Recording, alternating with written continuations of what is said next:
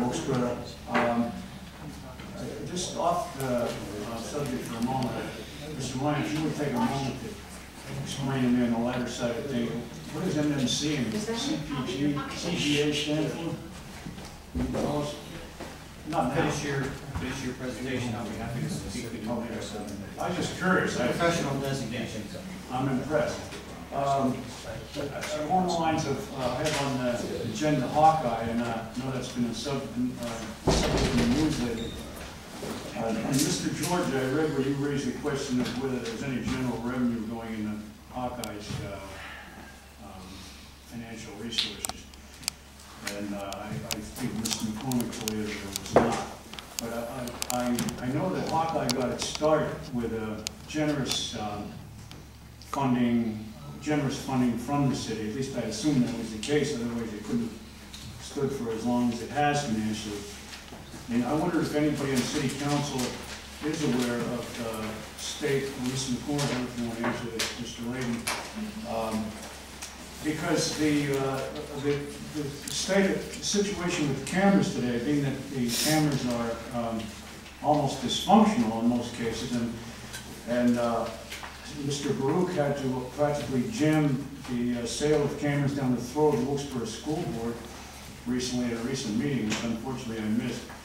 I guess they're safe to say they're in dire financial straits. Maybe they'll come calling to that body will come calling to the city for some money to keep it on its feet. I just wondered if anybody from council would care to comment on that situation, and when I'm done, whether or not they are receiving any money now, whether they anticipate any money going into the Hawkeye revenue stream, public money that is. I guess we all have our sense of regrets, and when this nonprofit company was formed a few years ago by the mayor, I intended to pursue this legality of this, I guess, because we have Mr. Henry and his cohorts to okay this setup of this thing. I had never heard of public money creating a private enterprise in the city. I don't know. I wonder how legit that is. Maybe you can create a comment. I guess that's okay, or perhaps it would have try pigeon eye. The plug would have been pulled already. But I hope that somebody would create a comment on it. And the time I have remaining, along the lines of the cleanup, spring cleanup that was mentioned by Ms. Herco.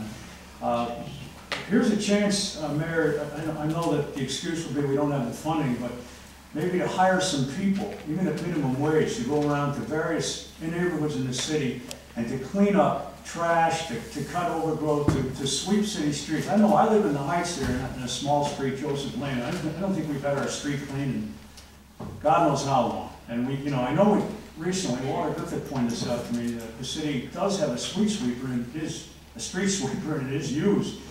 But I've never seen it up there. I've never seen it on the neighboring streets, maybe South Street. I wonder if there are any more ambitious plans for that. Now the streets cleaning season is upon us, to perhaps make an ambitious move to make them more meticulously clean, because it's really a disgrace up where I live. It ends up that the neighbors have to go out and do it themselves, which I think is wrong. I mean, we only have a certain amount of time to put in. It comes back very quickly. I wonder if the city could possibly keep ahead of that. And along those lines, I would hope that perhaps there could be a return of the white goods pickup that was so prominent under Mayor McGrory's administration, which you discontinued as soon as you got in, Mr. Latham. Sorry. That seems to be a good way for people to get rid of unwanted stuff, and it could be recycled, a lot of it, like the refrigerators and washers and so forth, the appliances. The city could probably make money on that. I don't see why that has been totally abandoned. He also had, if you remember, Mayor had a hazardous waste pickup. Mayor McGrory did. And I think that was an excellent way to get hazardous waste, to find a proper disposal for those sort of things.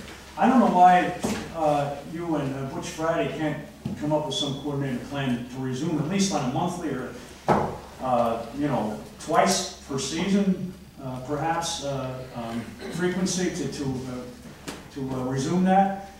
And just along the lines of what you said before I get cut off, Mr. Brown, the last meeting, I would hope that you or somebody could take the initiative to again, I keep bringing this up, but I know, I guess you people don't like to take suggestions from the public. You only have a couple seconds left. Couple seconds left.